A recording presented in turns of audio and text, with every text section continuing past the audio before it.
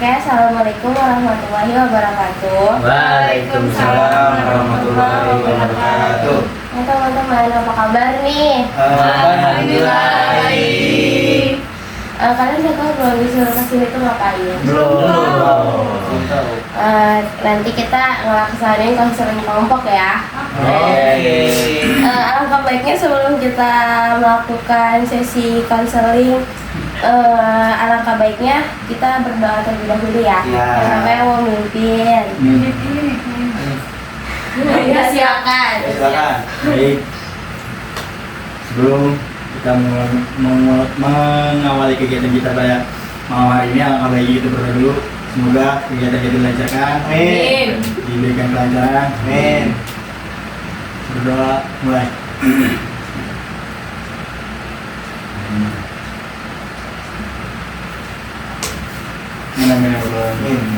Oke, baik. Sebelumnya udah ada yang pernah ngikutin konseling kelompok belum? Belum. Belum tahu ya? Iya. Oke, izinkan saya buat ngejelasin ya. Iya. Baik teman-teman, malam ini kita akan melakukan kegiatan konseling kelompok. Adapun konseling kelompok itu adalah salah satu bentuk layanan yang menekankan masalah pribadi anggota kelompok dengan memanfaatkan dinamika kelompok. Jadi kalau misalkan itu kita cerita kepribadian kita gitu ya. Terus ada juga tujuannya. Tujuan kita melakukan ini tuh yaitu disampaikan untuk menekankan masalah dari teman-teman nih. Terus juga untuk mengembangkan aspek kepribadian teman-teman, seperti menjadi berani berbicara di depan umum, berani menanggapi pendapat orang lain, dan juga mampu menanggapi rasa. Oke, baik. Di sini saya akan menjelaskan cara melaksanakannya ya. Semua anggota memiliki kesempatan untuk menanggapi masalahnya. Misalkan teman-teman nih ada masalah, kita ngomong aja gitu, kita cerita di sini ya. Terus di sini juga ada asasnya. Di sini tuh ada 4 asas. Ada asas keaktifan, jadi semua kelompok itu harus aktif gitu. Ya, entah dari pendapat, misalkan yang lain mau pendapat atau gimana gitu ya. Terus juga ada keterbukaan. Teman-teman di sini terbuka aja. Di sini sifatnya rahasia ya. Terus juga di sini ada asas kesukarelaan. Jadi jangan terpaksa ya, sukarela aja. Tadi terus juga ada asas kerahasiaan yang tadi saya bilang. Segala sesuatu yang dibahas dalam sesi konseling kelompok ini tidak boleh diceritakan di luar dari kelompok ini ya. Nanti kita juga melakukan ikrar janji, ya. Nah, udah paham belum? Udah. Sebelumnya di sini udah ada kenal belum? Belum. Kenalan dulu ya. Iya. Ya. Nanti kita nyebutin nama sama hobi. Mulai dari mana nih? Dari sini apa dari sini? Dari sini. Cowok, pemimpin, mau Kak. Apa aja yang disebutin Nama sama hobi. Hobi. Perkenalkan, nama saya Raffi Romanadansa, bisa dipanggil Raffi. Hobi saya main game. Ya, perkenalkan nama saya Raffi. Hobi mancing. Ya, perkenalkan nama saya Ali Edar, hobi saya membaca. Perkenalkan nama saya Rafli, hobi saya main bola. Perkenalkan nama saya Fauzan, hobi saya beribadah. Itu bukan hobi. Perkenalkan nama saya Marcelia Vanessa, hobi saya memasak. Perkenalkan nama saya Siva Suhaila, hobinya nulis. Oke, saya sendiri ya. Perkenalkan nama saya Ibira Zara Jelia, biasa dipanggil Ibira. Hobi saya tidur. Nah, oke. Udah pada kenal ya semuanya? Udah. Tadi seperti yang saya jelaskan asasnya ya. Nah, ada asas kerahasiaan kan? Nah, di sini juga ada ikrar. Kita akan ikrar dulu ya sebelum melaksanakan sesi konseling kelompok. Ikutin saya ya. Biar kalau saya bilang saya terus nyebutin nama masing-masing. Saya Saya dengan ini menyatakan bahwa saya sanggup bersedia menerima, menyimpan, memelihara, menjaga, dan merahasiakan, semua data, dan keterangan, baik dari klien, saya ataupun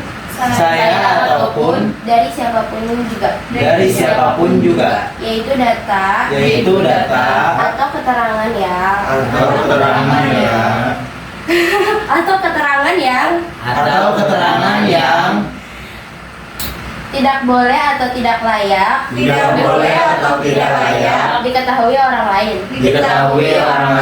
Nah, kita kan udah melakukan janji nih ya. Jadi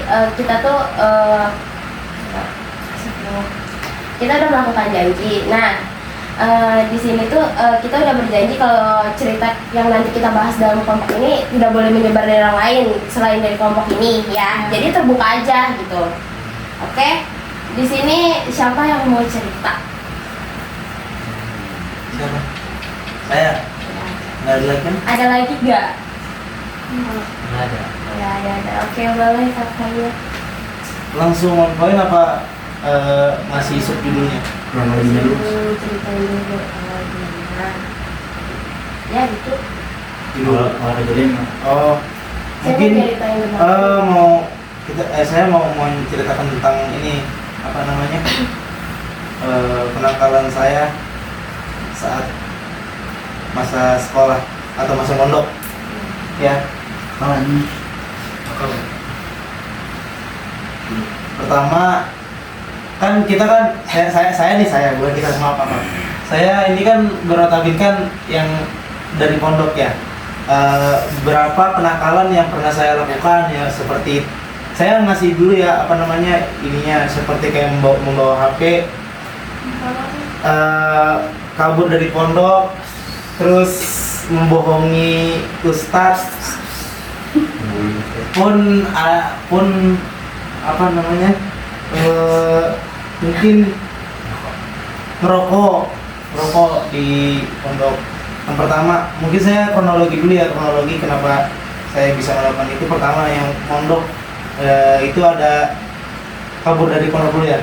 Kabur dari pondok dulu itu dikarenakan karena pertamanya mungkin ini ya, karena remaja kan masa-masanya saat pubertas, dimana ingin tahu semua kan ya. Saya itu dulu melihat dari teman-teman saya apa namanya sering keluar-keluar atau cabut-cabutan lah bahasanya ya, cabut-cabutan, terus habis itu saya mengikuti alur mereka. Nah pada saat itu ini ada kejadian unik mungkin ya. Saya udah berapa kali keluar pondok tanpa izin atau kabur-kaburan, itu tuh nggak ketahuan. Sampai pada saat akhirnya itu tuh saya ketahuan dikarenakan ada beberapa orang yang mungkin ada yang ngasih tahu kalau saya tuh lagi keluar. Nah dari itu saya tuh ngumpet, tapi saya membawa kayak gimana ya? Saya membawa surat izin palsu dulu tuh. Iya, enggak bawa surat izin palsu, surat izin keluar itu palsu tapi. Nah katanya tuh udah keluar aja daripada nanti di proses lebih lanjut, nih keluar aja, orang bawa surat izin tapi itu surat izinnya tuh surat izin palsu. Keluar dari persembunyian yang kabur, terus habis itu keluarlah. Ternyata saya dijebak juga sama orang-orang itu yang suruh keluar, yang pengurusnya. Saya keluar, terus habis itu ketahuan dengan surat izin palsu, saya dibawa ke mana? Ke pondok. Di pondok itu akhirnya saya belum kena SP, tapi udah beberapa poin hilang. Ada poin-poinnya seperti itu, kayak poin-poin pelanggarannya, tapi kayak saya nggak kena surat peringatan. Tapi belum sampai SP gitu. Belum sampai SP tapi poinnya berkurang karena itu kan ada poin-poinnya juga kan, ada poin pelanggaran. Terus pada saat itu juga abis dibotak, pokoknya sanksinya itu dibotak, pas lagi di pondok itu sanksinya dibotak, terus difoto, dikirim ke grup wali kelas, ya kan? Tapi pada waktu itu saya keluar lagi. Abis itu saya karena frustasi itu keluar lagi dengan alasan ya kayak gimana frustasi, ya kayak gimana ya, emosional pubertas dengan apa namanya, rasa ingin ketahuan, pasti kayak emosi menggebu-gebu kan. Kalau lagi pubertas, udahlah, depresi sedikit atau pusing sedikit langsung pengen ini lagi, pengen rabas itu lagi, pengen rabas pelanggaran itu lagi, keluar lagi saya. Pada akhirnya pas lagi balik ke pondok ditanyain, itu emang kenapa kamu keluar lagi? Ketawa lagi. Bahwasannya kalau saya tuh keluar lagi dari pondok. Abis keluar dari pondok itu saya masuk di itu yang tadi di interview di giliran lagi lah, ibaratkan interogasi lagi habis itu ditanyain. Saya akhirnya kena SP1 dulu. Nah udah, kenakalan yang ini beda lagi. Ini tentang merokok ini sebenarnya saya ya mungkin ini forum sharing aja ya, forum sharing. Saya merokok tuh sudah dari SD mungkin SD kelas 6. SD kelas 6 saya udah berani merokok, itu belajar merokok. Yes. Itu belajar merokok, dan pada akhirnya sampai masuk pondok itu ada beberapa hal yang bikin berhenti. Pertama karena nggak bisa ngapa-ngapain di pondok, nggak bisa, pokoknya benar-benar terbatas dah ruang lingkup hidup di pondok itu benar-benar terbatas, nggak bisa ngapa-ngapain. Sedangkan tanpa kita sadari orang-orang luar ya lebih gampang gitu, ruang lingkupnya lebih luas, jadi kayak mau nakal pun gampang. Tapi saya nggak bisa, dan pada akhirnya itu pun nggak jauh daripada itu. Kita kabur dulu buat beli rokok malam-malam. Itu kalau di kejadiannya kelas 3 SMP. Kelas 3 SMP saya melakukan ya itu tadi, kabur, terus habis itu beli rokok, merokok dengan teman-teman yang lain yang kabur-kaburan juga. Terus habis itu masuk dengan keadaan tidak berdosa ya, biarpun ini sharing time, tapi ini buat pelajaran mungkin kayak gitu ya, masih ini buat nanti buat orang yang menonton ini, melihat ini maksudnya melihat saya bercerita. Terus ke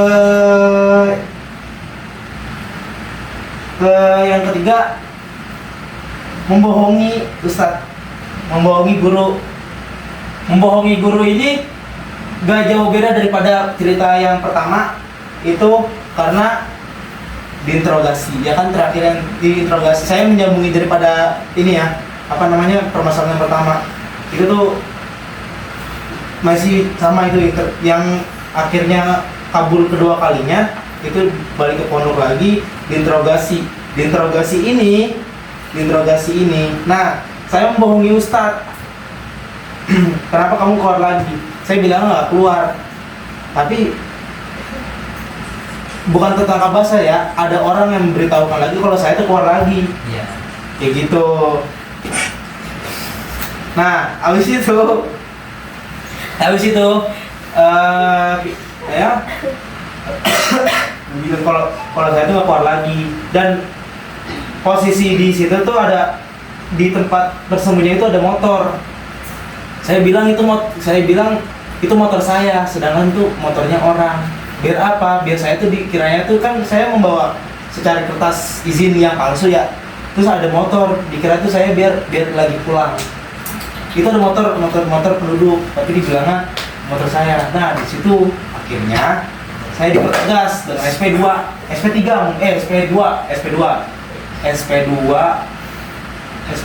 terus karena di situ emang si guru ini atau si ustadz ini punya kayak dendam, misalnya kayak karena dibohongin, saya akhirnya di SP3 itu kalau di sanksi pelanggaran tuh melakukan pelanggaran yang kecil atau besarnya ketahuan, akhirnya langsung di DO, drop out. Seperti itu. Nah, tadi kan yang ketiga ya, yang ketiga itu nggak apa namanya ceritanya itu nggak disambungi dengan permasalahan yang pertama. Nah, yang ketiga ini, yang keempat ini itu membawa HP ini tidak sampai ketahuan membawa HP itu sampai berapa bulan ya? Sampai 1 semester 6 bulan. Udah pada akhirnya teman-teman saya itu ngajakin nonton bola ini itu ya itulah bola-bola Indonesia. Nah, saya itu ngumpet. Kata teman saya ada pokoknya berempat. Nah, satu orang ini tuh mau ngambil air. Nah, tiga orang ini tuh masih di dalam persembunyian. Persembunyian itu belum pondok. Ada kayak buat persembunyian lah. Nggak usah kita kasih tahu mendetailnya. Ada. Tahu Ustaz, tapi kita tetap ya kayak gimana ya? Jiwa emosional pubertas tuh kan kayak mau tahu semua hal, ya kan? Apalagi kita Gen Z. Terus habis itu saya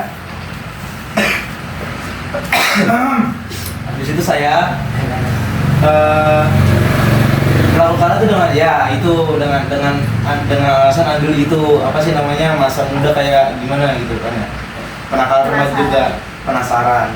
Nah, itu memakai HP saya buat nonton itu tuh, buat nonton bola. Nah, teman saya yang satu ini keluar ingin mengambil air, kata di situ nggak ada air kan buat minum. Nah, orang tiga ini tuh diem saya sambil nonton bola. Entah kenapa itu tuh lupa bahwa saya tuh kayak itu kan seperti gudang. Itu lupa ditutup, cuma lupa diselot. Nah, sampai akhirnya ada suara tek, dikira itu teman saya yang tadinya ngambil air mau masuk, ternyata pas lagi masuk jreng gitu, Ustadz bener. Pada akhirnya tadi kira kamu kalian lagi ngapain, terus habis itu gini ya, pada akhirnya ketahuan HP saya pertama ditaruh di bawah kasur, di bawah kasur itu.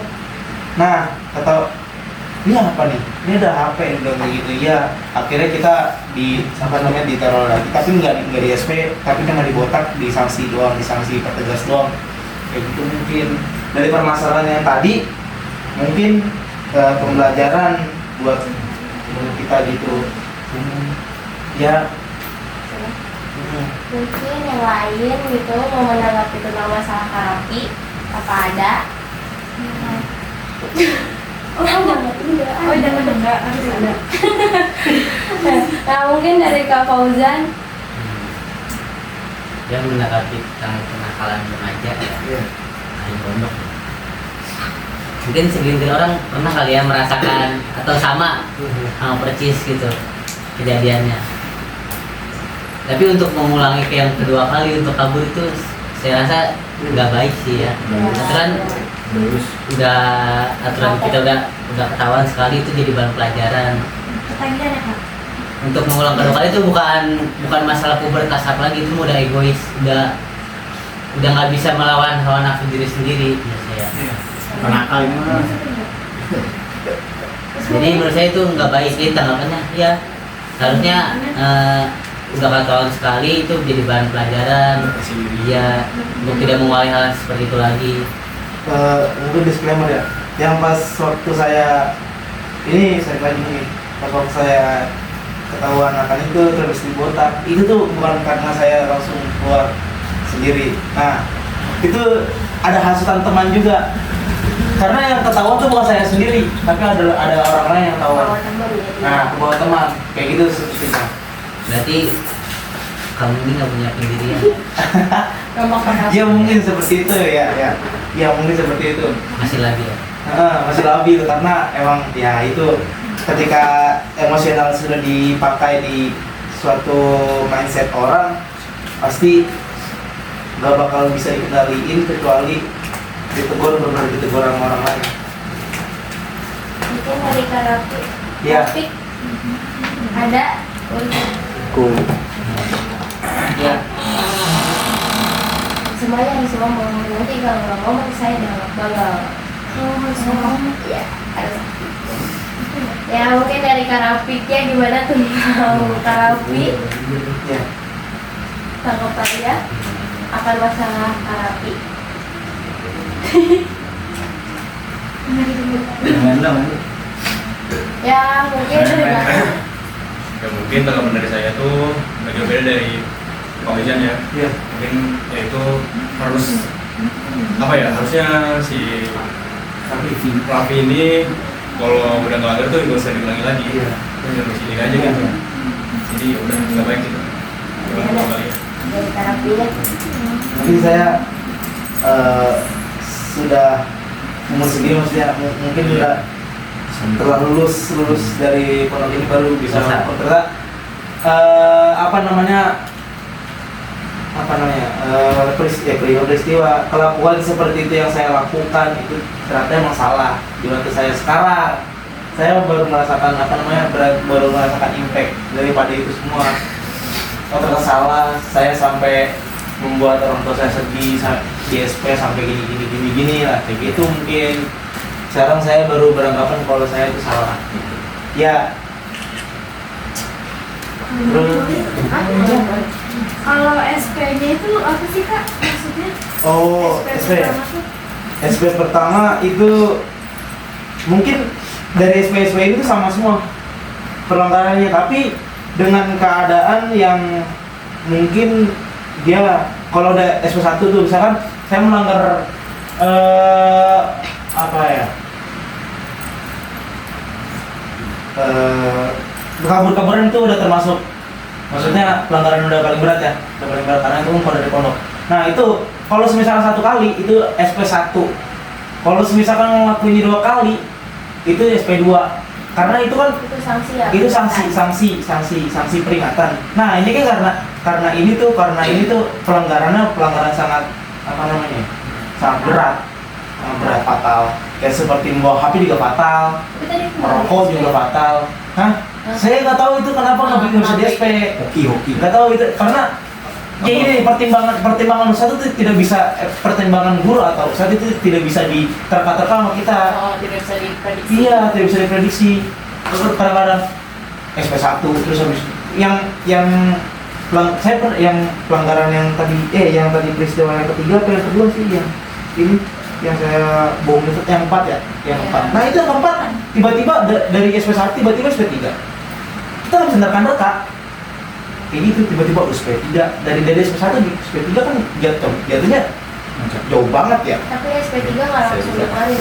Nggak, SP3 saya masih ada dispen, tapi kalau sekali ngelakuin lagi entah itu berat atau ringan itu langsung dikeluarkan saya dari kuliah. Setelah itu nggak Enggak. sampai lulus. Iya, saya alhamdulillah sekarang masih lulus. Tapi SP-nya itu misalnya SP1 kayak memanggil orang tua tanda tangan. Iya, Oh, seperti kayak itu. Sampai ketiga. Mungkin SP1 saya ngomong ya, SP1 itu masih diikrarkan di depan para santri atau para murid. SP2 itu SP2 tuh orang tua dipanggil, dibacakan dengan orang tua. SP3 itu tuh orang tua datang membereskan, harusnya ya pas sebelum ada kayak ada ini sistem kayak apa namanya dispen dulu gitu, kasih dispen itu langsung harusnya SP3 tuh langsung dikeluarkan, orang tuh dipanggil, barang harus langsung dibereskan, disuruh keluar langsung dengan tidak hormat gitu. Tapi akhirnya ya dikasih dispen sampai lulus kayak gitu. Mungkin ada lagi mungkin Dari saya, Iya. Mungkin ada lagi, ya silakan Kak. dari saudara Raffi kan sudah berulang kali ya. keluar pondok dan sudah kena sanksi. Menurut saya, Ya. ya lanjut. menurut saya saudara Raffi ini perlu introspeksi diri dan memahami konsekuensi dari tindakan tersebut. Berikut, terima kasih. Ya mungkin kayak gitu ya. Nggak jauh itu daripada tanggapan tadi dari Mas Raffi biasa. Nih eh, saya kan tadi bilang ya, di setelah saya beranjak lulus daripada sekolah atau pondok itu, saya baru tuh bisa merefleksikan atau mengkoreksi dari perbuatan-perbuatan saya yang tidak baik itu, gitu. Dikarenakan pertama, kita sudah membuat kerugian kepada orang lain, entah siapa, entah yang kita rugikan gitu di dalam pelanggaran itu. Orang tua kita juga kita libatkan, kan orang-orang yang bakal berkena impact daripada itu. Terus habis itu orang-orang yang saya bohongi seperti Ustadz, itu orang-orang berimpact karena dengan saya membohongi kepada orang itu kan orang itu merasa emosional atau kesel gitu, gondok lah, ibarat kalau bahasa kasarnya gondok kayak gitu. Saya baru sekarang bisa merefleksi diri atau mengintrospek daripada perbuatan-perbuatan yang saya lakukan gitu. Mungkin ada lagi misalkan saran atau gimana buat Kak Rafi? Silakan. Sarannya ya. Iya. Ya, saya boleh. Ada lagi. Ya, sarannya percaya untuk diri sendiri sih, kan dari Karafi kita dari sendiri itu dia udah percaya diri sendiri. Ya. Contohnya kayak dia udah melakukan kesalahan dan dia kabur kan nggak percaya diri ya. Mungkin dia ada saksi sosial dari, kan pasti kan pelanggar kan botak ya, botak. Iya. Nah di botak itu, kalau di pondok itu menandakan bahwa dia itu pelanggar. Iya. Mungkin salah satu sebab dia kabur-kaburan itu ada gitu juga. Iya. Tapi lu dipercaya diri lagi dan terus Jangan ya harus pengaruh ya. ya, jadi orang bertanggung jawab lah. Kalau udah melakukan kesalahan harus bertanggung jawab dengan kesalahan. Ada lagi dari Kak Rafi nih, Kak Rafi diam aja. Ayo apa? Buat Kak Rafi. Dia ngaji. Iya. Badai. Pendirian. Biar bisa mikir gimana Dia pendiri ya. yang namanya yang melanggar itu kan pasti ada dosanya. Iya. Kalau sering ngaji pasti kan pikiran. Masya Allah. Aduh, ini begini salah, ini begini salah. Iya. Terus gitu ya. Terus Terus. Terus. Nah, lanjut, ada lagi. ya Nah, mungkin segitu aja dulu lah. Kalau ada lagi ditambahin. Dari yang lain nih, dari kakaknya. Caranya ya punya pendirian, Berprinsip aja sih. jangan main sama yang itu harusnya kalau yang nakal ya. iya namanya kan dia gampang terpengaruh juga kan, nah jauhin teman-temannya kayak gitu kan. Pasti kalau di pondok kan temannya lebih banyak, lingkungannya lebih luas, Satu orang yang semua. biar gak gampang terpengaruh. Kalau udah ketahuan sekali ya udah itu aja sih. Terima kasih atas sarannya, Kak. Mungkin ada yang lain lagi? Ada. Gimana Kak Rafi dari saran-saran temennya nih, dari kakaknya Cukup gimana termotivasi nih? dan mungkin bisa bakal jadi bahan refleksi lebih dalam daripada refleksi-refleksi yang pernah saya atau introspeksi di diri saya lebih mendalam lagi daripada sebelum-sebelumnya, bahwa misalnya kelakuan saya seperti itu emang benar-benar salah, benar-benar kayak gitu. Nah, mungkin kakaknya udah nih dari pendapat teman-temannya nih, mungkin kakaknya udah ada gambaran nih nanti kedepannya bakalan ngelakuin apa biar nggak terjadi hal seperti itu lagi gitu. Saya Ya. mungkin kalau untuk umuran kita ya, mungkin itu kan itu kenakalan remaja, dan itu mungkin hanya terjadi di saat era kita di dalam di dalam suatu era masih sekolah lah, kita masih sekolah dan masih mondok. Kalau yang mondok kan sekolah. Tapi saran saya mungkin untuk adik kita atau anak kita atau cucu kita yang bakal akan datang itu jangan sampai terjerumus pada pergaulan yang terlalu bebas dan terlalu terlalu menyimpang lah daripada gaya pergaulan nggak sehat. Seperti itu sih mungkin. Terima kasih. Mungkin dari cerita Kak Rafi nih ya, apa sih pelajaran yang kalian ambil nih buat nanti kedepannya gitu dari masalah Kak Rafi? pergaulannya pilih-pilih teman. Kita tuh harus pilih juga untuk karena kan itu tadi bisa menjerumuskan yang kurang baik. Ini sedikit dari kakaknya. Iya, pelajaran kedepannya buat kakaknya gitu, buat diri kita gitu. Contohnya kan ada dia nih, nanti kita kayak gitu. Iya, lebih gak ikut teman gitu. Iya. Terus berprinsip aja sendiri. Ya, itu dari kakaknya. Ya mungkin kalau berteman sih sama siapa aja ya, intinya prinsip diri sendiri. Mau kalian berteman sama siapa, mau itu orang bandel atau orang baik, kalau kalian punya prinsip diri sendiri yang udah teguh nih, kamu berteman sama orang jahat, jangan sampai ikutan jahat. Kalau berteman sama orang baik, harus ikutan baik. Jadi gitu sih, harus memiliki prinsip diri sendiri, jangan mau terjerumus sama orang-orang yang Saya lebih beda dari Koja. Temen nggak usah milih-milih. Kita punya pendirian sendiri. Jadi kita bisa mikir, ya gitu pokoknya. Kalau itu jahat, nggak usah dilakuin. Kalau itu baik, baru kita lakuin. Mungkin dari kakaknya. Jadi semua. Tidak tinggi mukanya. Ya. Ayo. Kalau dari saya ya gak jauh deh. dia jauh-jauh Ya yang introspeksi yang tadi saya ngomong tadi, untuk jangan diulangin lagi. Ya gitu deh. Ya, mungkin dari Karapi. Dari saya, sekali melanggar nggak ketahuan, jangan ngerasa aman di zona nyaman. Gimana nih Karapi? Apakah cukup? Ya, cukup terpaku akan semua saran-saran yang telah diberikan, cukup terpaku akan semua quotes yang telah diberikan. Semuanya terima kasih.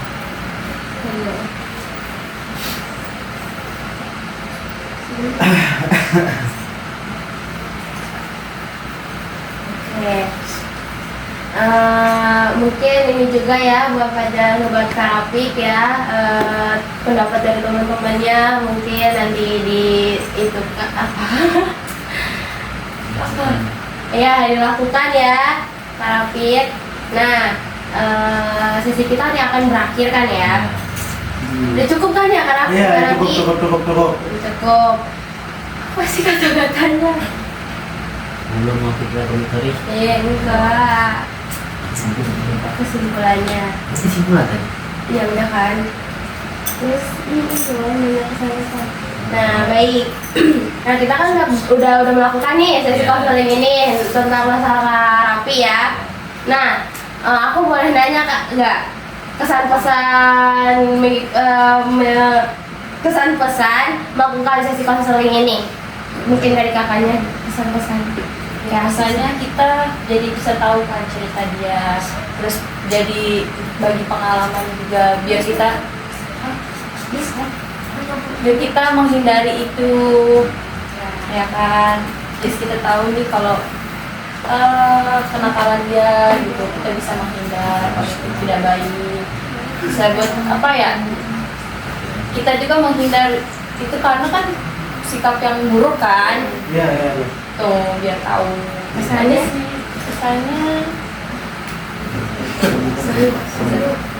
seru sih karena kan banyak cerita ya itu.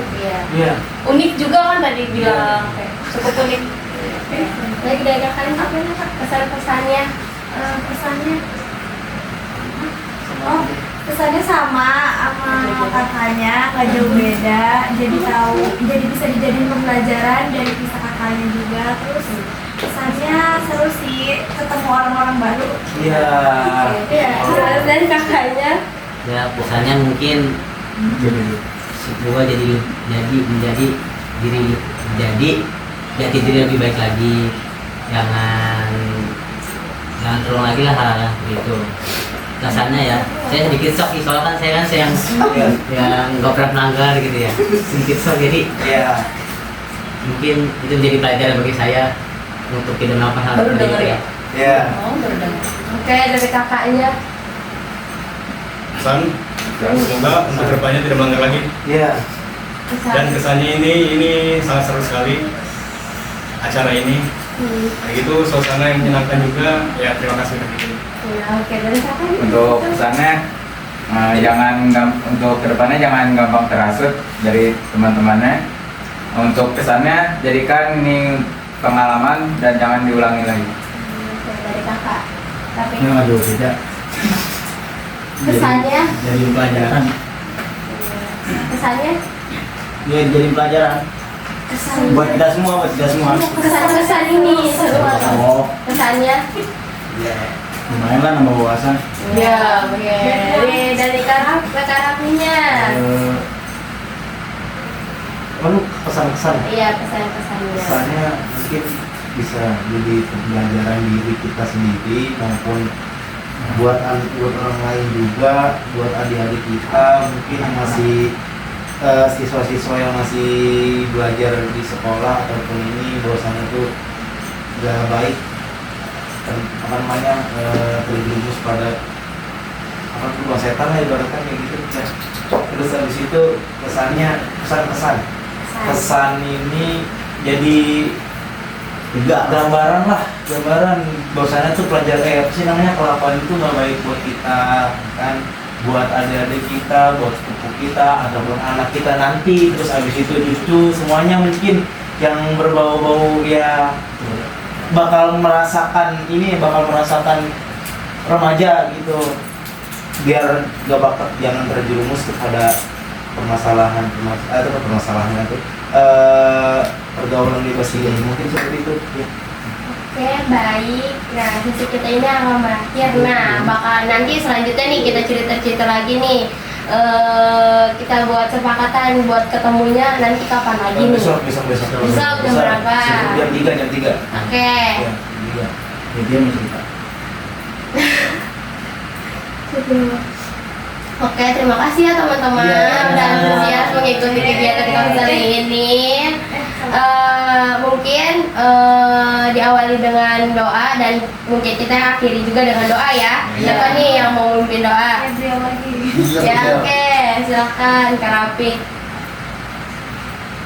Sebelum kita mengakhiri kegiatan kita pada malam hari ini, alangkah baiknya kita berdoa dulu. Semoga setelah acara ini kita mendapatkan hidayah, mendapatkan hidayah, Amin.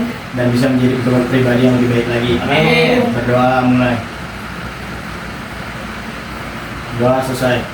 Oke, terima kasih ya teman-teman. Amin. Izin mengundurkan diri. Assalamualaikum warahmatullahi wabarakatuh. Waalaikumsalam warahmatullahi wabarakatuh.